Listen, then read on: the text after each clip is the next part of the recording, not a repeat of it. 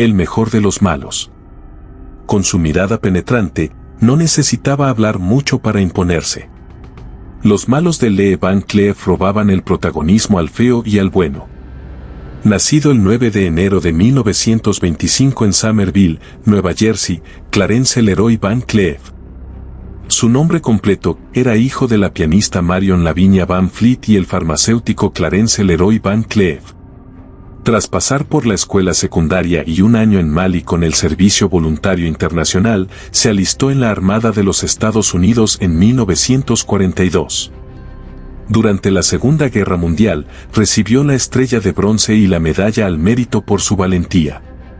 A lo mejor allí, en esos días de guerra, empezó a forjar su mirada de acero.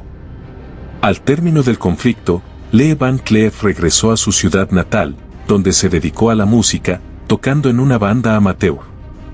Se trasladó a Nueva York, donde empezó a brillar en el teatro.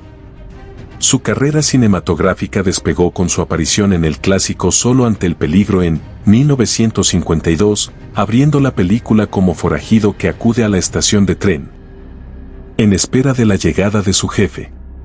Ahí ya daba muestras de su habilidad para forjar al villano perfecto, con su mirada penetrante y su capacidad para sugerir sin decir casi nada. También llamaba la atención en el western El Cuarto Hombre en 1952, en un rol similar, y en la brillante El Hombre que mató a Liberty Balance, donde a las órdenes de John Ford daba vida a R.S., ayudante del personaje al que alude el título, que interpretaba Lee Marvin, el otro duro entre los duros de Hollywood. Pese a todo, la carrera de Lee Van Cleef no despegaba, así que se vio obligado a aceptar papeles pequeños en series de éxito, como Perry Mason y Cuero Crudo, donde coincidió por primera vez con Clint Eastwood. Desesperado, estaba a punto de dejar la interpretación, cuando recibió la llamada de Sergio Leone para que interpretara al coronel Mortimer, un tipo dispuesto a cualquier cosa para vengarse de un asesino. En La muerte tenía un precio, protagonizada por el citado Eastwood.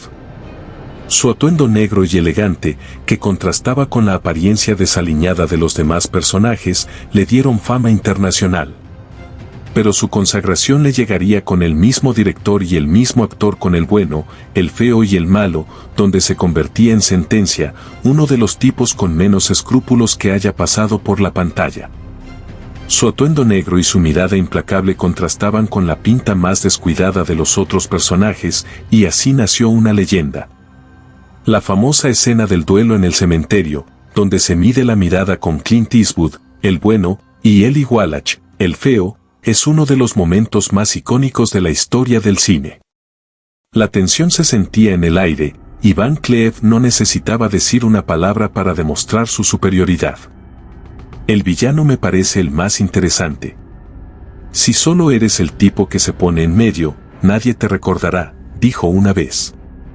Fascinado con la figura del coronel Mortimer, el realizador Gianfranco Parolini ofrecería a Lee Van Cleef otro rol similar, Sabata, un pistolero que parece divertirse disparando a los rivales, en Oro Sangriento.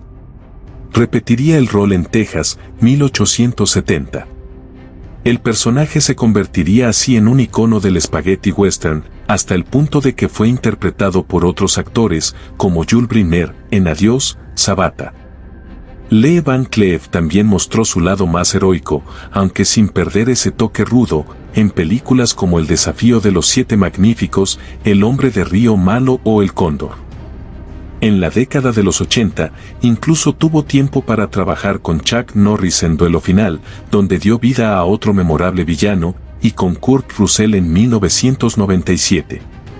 Rescate en Nueva York, donde daba vida a Bob Hawke, jefe de policía que controla la seguridad de la isla prisión. Divorciado en 1958 de Patsy Ruth Cale, con quien tuvo 3 hijos, Lee Van Cleef estuvo unido a Marjorie Drane y Bárbara Javelone. Mientras construía una casa para jugar con su hija, perdió la última falange del dedo medio de su mano derecha, lo que se puede comprobar en el duelo final del bueno, el feo y el malo, y en otros de sus personajes.